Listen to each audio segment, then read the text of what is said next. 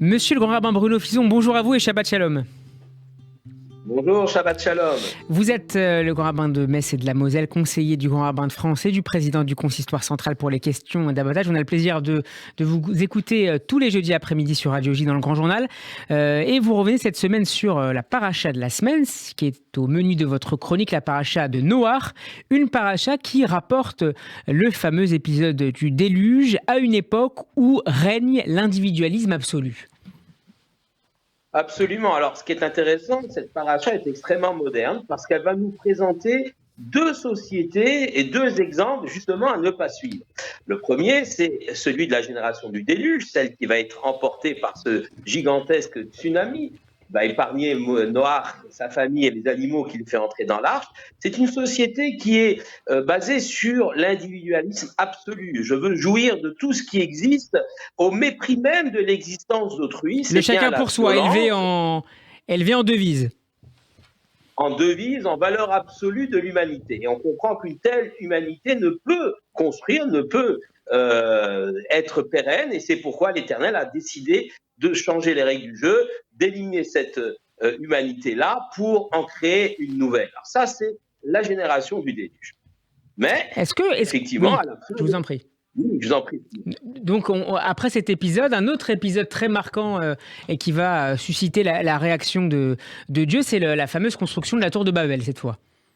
Et oui, alors là, on est aux antipodes de la première société. C'est une société collectiviste à outrance, avec un leader suprême, un espèce de conducator, comme on dit, ou de Führer, qui est le roi Nimrod. Et alors, dans cette société, ce qui est important, c'est le projet commun. Au mépris même de l'individu, sur la tour de Babel, il y avait deux escaliers, un pour monter, l'autre pour descendre. Et lorsqu'un ouvrier tombait avec un sac de briques ou un sac de sable, on se lamentait non pas de la mort de l'ouvrier, mais du retard pris par la construction de la tour. Alors, une société qui écrase l'individu au profit du projet collectif. Alors, on a connu ça dans beaucoup de sociétés totalitaires, fascisme, nazisme, communisme. Évidemment, encore un exemple d'humanité terrible. Alors, cette humanité-là n'a pas été détruite parce qu'il y avait quand même une sorte de solidarité entre les gens. Donc, c'est moins grave que le premier projet ? Alors, effectivement, ça peut être moins grave parce qu'il y avait quand même une notion de construction de société. Et dans cette société, l'Éternel a introduit la diversité, le pluralisme qui empêche justement le totalitarisme, qui empêche cette union de toutes les forces vives pour un projet commun, écrasant l'individu. Et la Torah, qu'est-ce qu'elle nous propose ? Elle nous propose une voie équilibrée entre le respect de l'individu, de ses valeurs, de ce qu'il est, du monde qu'il est, et aussi la nécessité de vivre ensemble, de construire quelque chose ensemble. C'est le projet de la Torah, on le voit dans différents commandements, la mitzvah de Hakel, du rassemblement des Juifs, on le voit également dans le minyan, le principe même du minyan. Le minyan, c'est 10 personnes, c'est une collectivité, mais qui respecte la valeur et l'importance de chacun. Tout ça, finalement, monsieur le rabbin Bruno Fison, très moderne.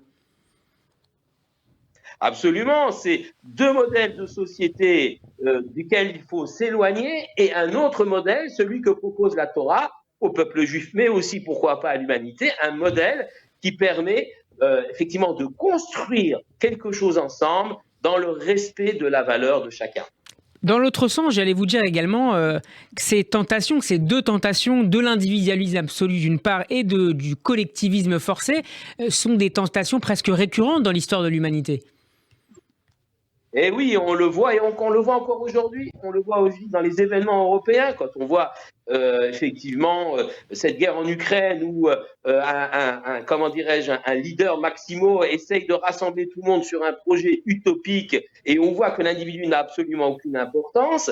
On peut se dire que finalement, la paracha de Noach est extrêmement moderne et nous donne des leçons depuis plus de 3000 ans, qui sont encore actuels aujourd'hui. Merci beaucoup, monsieur le rabbin Bruno Fison, pour cet éclairage sur la paracha de la semaine, la paracha de Noach. Je rappelle que nous sommes dans le premier livre de la Torah, le livre de Bereshit, et je rappelle que vous êtes notamment le grand rabbin de Metz et de la Moselle. On peut vous réécouter, monsieur le grand rabbin Bruno Fison, en podcast sur radioj.fr, mais aussi retrouver la vidéo de cet échange sur la page YouTube de la radio. Shabbat shalom à vous, monsieur le rabbin, et à la semaine prochaine.